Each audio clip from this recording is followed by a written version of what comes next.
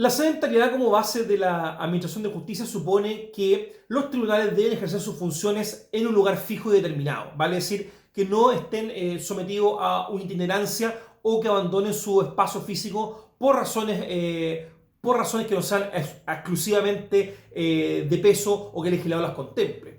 Y efectivamente la sedentariedad está establecida en el Código Orgánico, donde nos dice clara y precisamente cuáles son los tribunales, cuáles son los lugares donde cada tribunal va a funcionar. Por tanto, si ustedes quieren saber dónde va a estar un tribunal, es cosa que vayan, el tribunal siempre va a estar en el mismo lugar, de ahí no se va a mover. Y eso es importante entenderlo porque hay una necesidad de que el tribunal esté vinculado con la comunidad también. Sin perjuicio de ello, hay eventualmente excepciones donde hay una movilidad del tribunal hacia lugares, podríamos decir, más recónditos. Por ejemplo, en el caso de lugares como por ejemplo la isla de Pascua o la isla Juan Fernández, donde en algunos casos determinados los juzgados del paraíso, el juzgado del paraíso, por ejemplo, puede irse hacia la ínsula a eventualmente realizar un juicio oral. Cuestión que por lo menos ha pasado en varias oportunidades y este interviniente ha tenido la posibilidad incluso de participar en juicios de ese tipo. Cuestiones que obviamente son excepcionalísimas, porque la idea es que los participantes se desplacen hacia el tribunal y no el tribunal hacia los intervinientes. Pero esto ocurre por razones de buen servicio fundamentalmente, porque obviamente parece ser más razonable el desplazamiento que traer todos los testigos, peritos, intervinientes desde otro lugar. Pero por lo pronto es una cuestión que también está ligada fundamentalmente a el hecho de que los jueces tienen deber de residencia, como vamos a estudiar después respecto al estatuto de los mismos, y los jueces deben residir también donde se encuentra el lugar de asiento del tribunal al cual acceden. La pasividad es otro principio que está regulado en el artículo 10, número 1, perdón, inciso primero del Código Orgánico de Tribunales, que nos dice que los tribunales no podrán ejercer su ministerio sino a petición de parte, salvo los casos en que la ley los faculta actuar de oficio, que son casos calificadísimos, vale decir, la regla general de nuestro sistema es que el principio dispositivo supone que las partes son las que hacen aportaciones y echan a andar la jurisdicción. Los tribunales no van a intervenir ni van a motivar que la gente esté demandando o presentando solicitudes, salvo que la ley lo obligue o lo exija, que fundamentalmente se refiere a cuestiones muy calificadas, por ejemplo, la comisión de delito en el despacho del tribunal. En ese caso, el tribunal de oficio debe poner los antecedentes a disposición del Ministerio Público. Pero también cuestiones relativas, por ejemplo, a actuaciones de oficio que la ley le autoriza al tribunal. Bueno, generalmente esto se refiere también, por ejemplo, a las diligencias probatorias que un tribunal pueda desplegar. Pero creemos que eso no se refiere a este principio de pasividad. La pasividad se refiere a echar a andar el procedimiento. Cuestiones que ya el procedimiento iniciado, ahí el impulso procesal le puede recargar al tribunal, pero con cuestiones que obviamente, cuestiones que las partes promovieron y no fue una actividad inicial por parte de la judicatura. Otro principio o base de administración de justicia es la llamada competencia común. Y la competencia común, nosotros cuando hablamos a propósito de los tribunales, dijimos que la competencia común suponía que los tribunales de nuestro sistema tienen como podemos decir como noción inicial, la posibilidad de conocer de la mayoría de los asuntos. ¿Ya? Pero esto con el tiempo ha ido mutando en qué cosa, en que exista competencia especializada, ¿vale? Es decir, en nuestro sistema los tribunales con competencia común tienden a estar reservados para los tribunales con competencia superior, ¿vale? Es decir, Suprema y Corte de Apelaciones tienen competencia común y los tribunales inferiores están cada vez más especializados entre familia, laboral, penal, letra civil, etc. Pero ello obviamente es un ideal, porque no todo el territorio jurisdiccional tiene los recursos y la densidad poblacional y la cantidad de causas que hagan necesario tener este tipo de tribunales. Por tanto, la regla general sigue siendo la competencia común.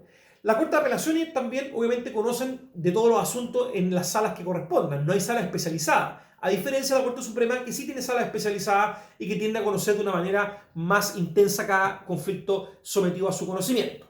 Pero obviamente está establecido, este principio fluye de lo dispuesto en el artículo 5, número 1 del Código Orgánico de Tribunales, que al efecto dispone que a los tribunales mencionados en este artículo, vale decir, a todos los tribunales del Poder Judicial, miembros del Poder Judicial, le corresponde el conocimiento de todos los asuntos que se promuevan, vale decir, esta suerte de entrega de competencia común.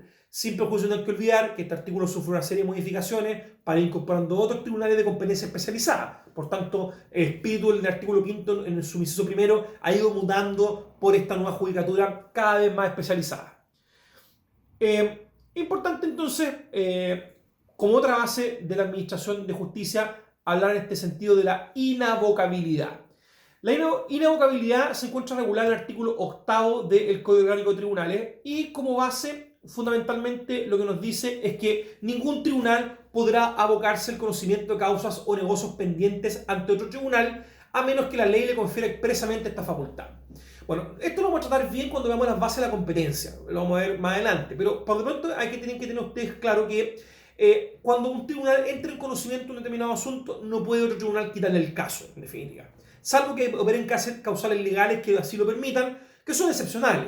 ¿Por qué? Porque la regla o lo que el deseable del sistema es que no haya un traspaso de causas entre distintos tribunales constantemente, porque eso también podría afectar el hecho a ser juzgado no por una comisión especial, sino por un tribunal preestablecido por la ley. Por tanto, la inavocabilidad tiende a resguardar aquello. Y además también la tranquilidad del conocimiento del caso y que no esté expuesto a que en cada momento pueda salir de la esfera de conocimiento de un tribunal. Pero esto tiene excepciones que en su oportunidad uno puede ir viendo, como por ejemplo el hecho de que la causa sea sometida a un arbitraje. Obviamente el tribunal que está conociendo el asunto va a dejar de ser competente y se va a traspasar a un tribunal arbitral. Ahí en ese caso la inavocabilidad se rompe. O también eventualmente la acumulación de autos que genera la salida del expediente desde un tribunal a otro. Expediente en sentido figurado, ya que son carpetas virtuales ahora. Y también los casos, por ejemplo, de los juicios de insolvencia, que también suponen una acumulación obligatoria de los mismos. O también, por ejemplo, los casos de nombramiento de ministro en visita, en algunos casos que aún persisten en nuestro sistema. Son ejemplos que ya por ser son muy mínimos y son excepciones, porque la regla general es que la inavocabilidad, ya entrando en el conocimiento de un asunto, radicado un asunto en ese tribunal, no habrá otro tribunal que pueda inmiscuirse en su competencia. Obviamente, cuando veamos la competencia como concepto, vamos a hablar un poco más de cómo esto se va desde cuándo se va a provocar esta inavocabilidad y cuándo habla una radicación del caso y la imposibilidad de que otros puedan intervenir en este. Pero son cuestiones, como digo, más de índole competencia. Otra base que es muy relevante es la inexcusabilidad. Y la inexcusabilidad está establecida en el artículo 76, inciso segundo de la Constitución Política de la República, que es una norma, por lo demás, muy relevante, que nos dice que, reclamada la intervención en forma legal de un tribunal y en negocio de su competencia, no podrán excusarse de ejercer su autoridad ni aun por falta de ley que resuelva la contienda o asunto sometido a su decisión. Vale decir que en este sentido los tribunales no pueden, si es que reclamada su intervención de forma legal, no pueden, y dentro de su competencia, obviamente estamos hablando de que hay un tribunal que válidamente puede conocer del asunto, según la regla de competencia que vamos a estudiar más adelante, no puede excusarse de conocer el asunto. No podría decir, sabe que yo no quiero conocer esto porque en definitiva no sé ni qué ley se aplica. Obviamente, a falta de ley que aplique, el tribunal tendrá que hacer ejercicio de integración de norma o incluso de aplicación de la equidad como una supranorma final que va a cerrar el ordenamiento jurídico. O principios, si se quiere. Pero lo cierto es que en estos casos, acá los tribunales no pueden caer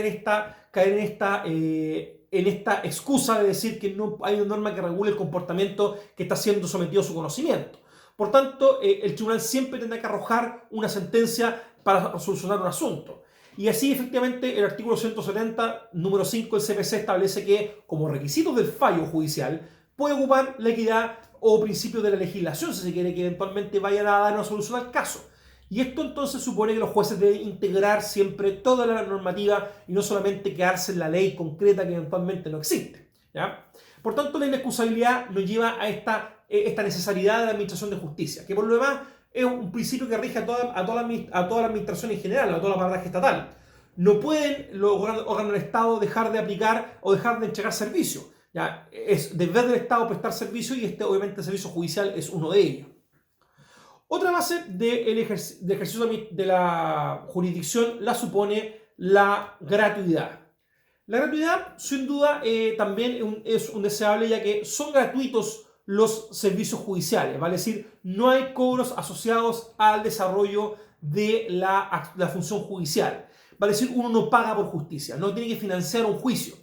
Sin duda, esto es una cuestión que permite y obviamente se desprende de la garantía constitucional de la igualdad ante la ley 19 número 2, número 3 de la Constitución Política de la República. Hay una garantía de igualdad ante la ley porque supuestamente si no tenemos esta gratuidad como consagrada como un principio, necesariamente el acceso a la justicia quedaría reservado a quienes pudieran costearla. Y obviamente se trata de un asunto monetario, se trata de un asunto de derecho humano del acceso a la justicia.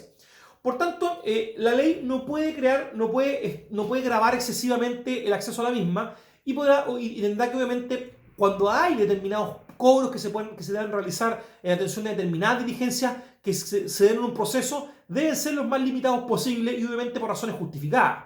Por ejemplo, el pago a un perito, ¿ya? O por ejemplo, el traslado a un testigo. Son cuestiones que deberán en definitiva hacerse cargo las partes en su mayoría.